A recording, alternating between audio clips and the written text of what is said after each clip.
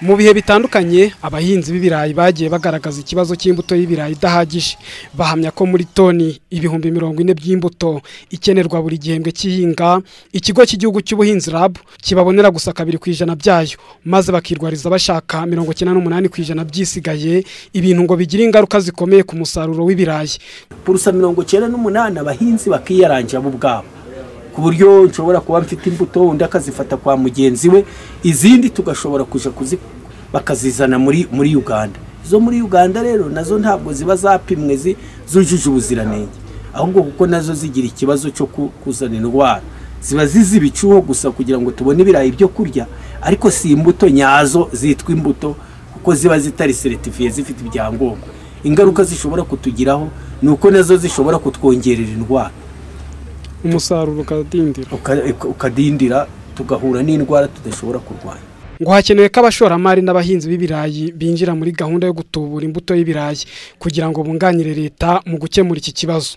Karegeya Apollinaire ni umwe mu bahinga ibirayi bitabiriye iyi gahunda. Ahatuye mu karere ka Musanze, umurenge wa Nyange, yahubatse inzu greenhouse atuburiramo imbuto y'ibirayi yifashishije ikoranabuhanga rya aeroponi ritubura ibirayi hadakoreshejwe ubutaka.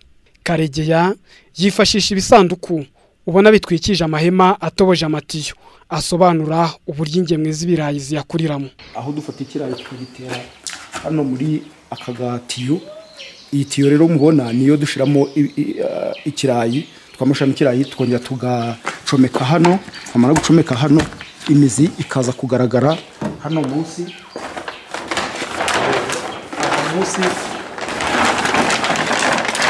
imizi ibirimo yerera, imizi yamara kwerera imashini zikayigaburira amazi, ibirayi bikaza hano muri iki gisanduku. Aho tugenda dusarura murabona ko twarasaruye buno nta birayi birimo. Karegeya amaze gusarura rimwe imbuto y'ibirayi yatubuye muri ubu buryo ngo bushobora gukorwa nibura 3 mu mwaka. Buri rugemwe rumwe rw'ikirayi cyangwa se vitropuri imwe y'ikirayi, aho dushobora kuyibona aho ibirayi kuva kuri 5 kugeza ku 10. Nje hano nasaruye kuva ku birayi 30, hari ncagezaga muri 50 60. Ugezaho Karegeya Apollinaire atuburira ibirayi ubona bikorwa mu buryo buteye imbere, ukaba watekereza ko bifitemo amashuri ahanitse. Narize amashuri asanzwe abanza, niga n'ishuri ry'imyuga, ngera mu mwaka wa 3. Wiga ihe myuga? Nigaga tekinike, ni ibintu bijanye na construction, bwubatsi n'ububaji. Ibyo nabyizeho, ariko nyuma yaho naje kubihagarika ndavuga ngo reka nkomeze umwuga w'ubuhinzi.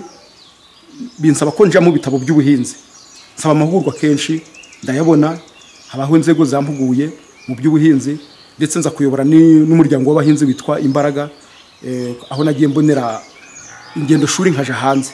Aho nagendaga hanze nabaga ndi kwiga. Cyakora avuga ko bisaba ubushobozi buhambaye kuko we byamutwaye miliyoni 40 z'amafaranga, aho yatewe inkunga ya miliyoni 20.